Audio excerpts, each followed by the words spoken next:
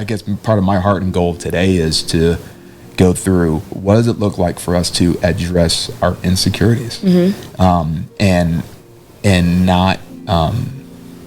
not be led by them, and be lost in them. Yeah, and not be lost in them, but knowing how to pay attention to them. Yeah.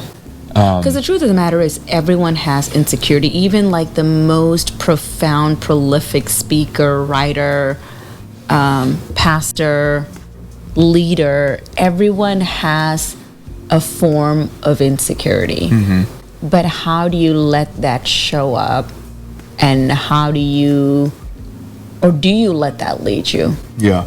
So I can tell you, when I sat down with you, we talked about it probably for about an hour.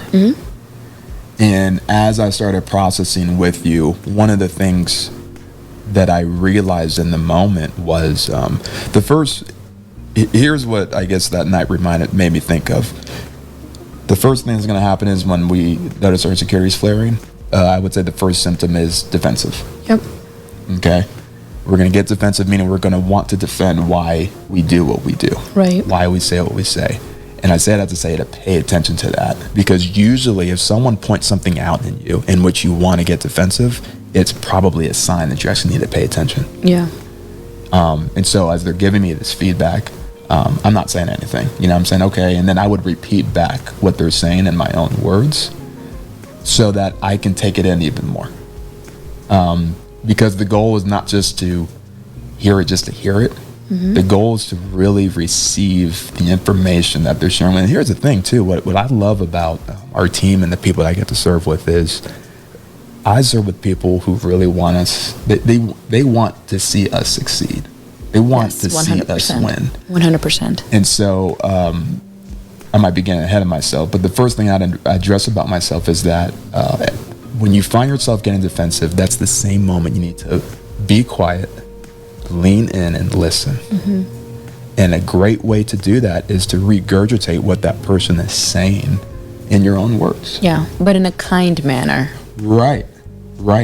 And the more defensive you are, self-deprecating self-sabotaging, like not hurtful words, but really hear what they say and translate it to be like, okay, if I'm understanding this correctly, this is what I am hearing, and ask for clarity. And here's the thing too, in the moment, because they also highlighted my strengths.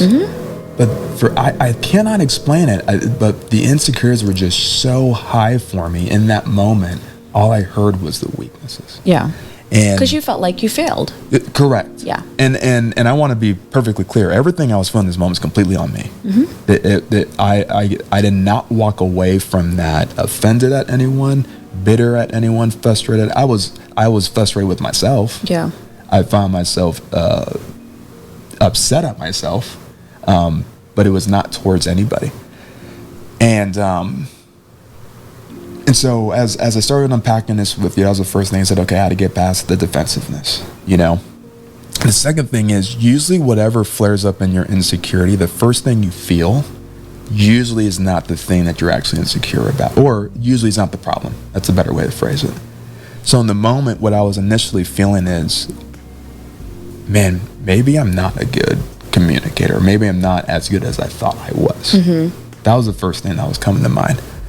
But what I really realized is, as we started unpacking this together, because some of it was, hey, you can share a personal story. It's okay to get personal and share a moment that can feel more relatable. And the thing I told you was, I guess I don't think about that enough, because in my mind, I'm like, why in the world do I want to share my story? No one wants to hear that. And here's what I was really saying. That's not what I said the first time. But what I really said is, why would someone want to hear my story? What I really said is, I don't value my story. The interesting thing is, though, when I'm listening to people, I love listening to people's stories. Right? So there's a contradiction there. Yeah. Heck, I'll just out myself. The last 2 episodes we did, you know, when we shared our story, you came up to me and said, hey, I said, I got an idea for the month of February, because, you know, Valentine's Day, it's a month of love, and let's talk about our story. I'm like, okay, yeah, we're talking about it for a few minutes and then go into something else. Like, no, that's the whole episode. And I literally said, who the heck is going to listen to our entire story?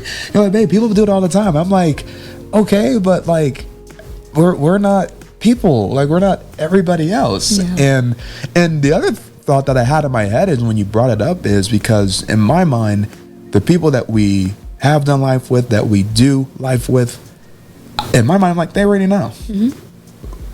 And they follow this too. What more do they have to say? You know, so the funny thing is the feedback that I got is that I do this in personal everyday life. I do it one-on-ones. Obviously I do it with you. I do it with our closest friends. I do it in pastoral care / counseling settings. But in my mind, I just didn't think, not that it wasn't appropriate in a public setting. I just didn't think it mattered. Yeah. And so I didn't do it. So it's to say, maybe there's certain things that you might get feedback on in life. And the thing that you may not want to do, maybe part of the barrier struggle as to why you don't do it is because you don't value it. Yeah. But what if that's the thing you actually need to lean into more so that you can be better at whatever it is you want to grow in? You know, whether it's a skill set on the job, whether it's something you want to grow as a parent, as a spouse, as a teacher, just something in your own spiritual walk. What if the thing that people are addressing that thing for you to grow in, you may not value it, but they're sharing that feedback for a reason because they value it. Right. And I don't want to say that, not that I didn't value our love story. In my mind, it was already out. It's been done. It's been said. But what I didn't realize is there's been other people that's been a part of our lives who have enriched our lives that I didn't realize still needed to be shared. And so, of course, we did the episode both on YouTube. Oh, by the way, y'all, we got a YouTube page, man. If you're just listening to the podcast, we got a YouTube page. So, and it's called Mark and Juby, actually. Just look it up. But it'll be in the description of this episode. So that way you guys can watch us as well. And you can see my Mufasa hair. Your beautiful hair. It is not Mufasa hair. I need... I love your hair is curly. I need also natural hair products companies to sponsor us.